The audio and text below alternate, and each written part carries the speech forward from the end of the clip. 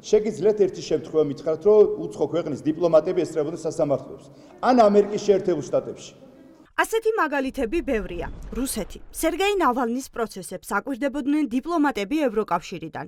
მოსკოვი. ვლადიმერ კარამურზა. პროცესებს ესწრებოდნენ საელჩოების წარმომადგენლები. ბელარუსი. ნობელის პრემიის ლაურეატის პროცესები. იქ დიპლომატებს შენობაში არ უშვებდნენ, რის გამოც ისინი სასამართლოს ეზოდან აკვირდებოდნენ. თურქეთი. ოსმან კავალა. მის პროცესებს არაერთი დიპლომატი დაესწრო. ქართული ოცნება კი ამ ფაქტების მიუხედავად მაინც ცდილობს ხალხი დაარწმუნოს, რომ მისი პარტიის გადაწყვეტილება არ შეუშვან ოპოზიციის ლიდერების პროცესებზე ევროკავშირის საელჩოს დიპლომატები დაკვირვებისთვის კანონიერი გადაწყვეტილებაა. მე არ მაქვს საფუძველი და არც არავის არ უნდა კონდეს, რომ ვიღაც დიპლომატის მონიტორინგის ქვეშ უნდა წარიმართოს ქართული სასამართლო. ეს ჯერ საკუთარ ქვეყანაში გააკეთო აი ამ დიპლომატებმა. და მერე გველაპარაკონ ჩვენ. თუ საქმეში ოპოზიციის წინააღმდეგ მტკიცებულებები დევს და ეს საქმეები შეკერილი არ არის, მაშინ რატომ არ უნდა პროცესების გახსნა ქართულ ოცნებას?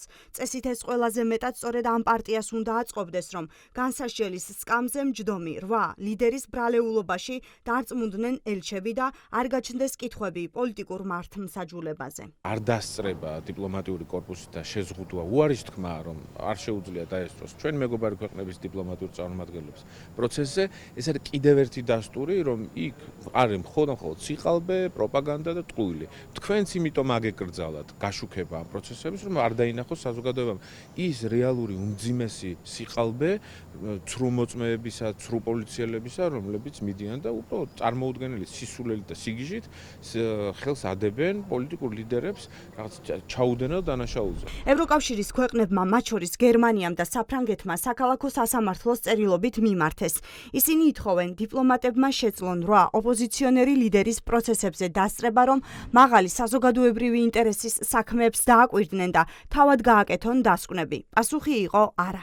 საბოტაჟის პროცესთან დაკავშირებით რა უცნაურობებიც ხდება, ეს უკვე აღარ არის უცნაურობები, რეალურად ასე მიმდინარეობს ყველა პროცესი. ბუნებრივია, რომ ადგილი დიპლომატებისთვის და ობიექტური დამკვირვებლებისთვის იქ ვერ იქნება, თუმცა ასევე ძალიან კარგად ვიცით, რომ ყველა დეტალს, ყველა დიპლომატი ფლობს დაკვირვების გარეშე. არ შეეფერება ქართულ ხალხს ეს რეჟიმი, რომელიც კიდევ ერთხელ ვუმეორებ, ანუ არათუ დიპლომატიურ პროცესებს, საკუთარ მოქალაქეებსაც კი არ ანახებს სასამართლო პროცესებს. რატომ? იმიტომ რომ არის იმდენად აბსურდული საქმეები, იმდენად მტკიცებულებების გარეშე ტარდება ყველა სასამართლოს ხდომა, რომ არ უნდათ რომ ეს იხილოს ფართო საზოგადოებამ და მათ შორის დიპლომატიურმა კორპუსმა. ლევან სამუშია, რომელიც ძლიერი საქართველოს ლიდერების ინტერესებს იცავს, ამბობს, რომ ასეთი შეკერილი საქმეები საქართველოს არ ახსოვს.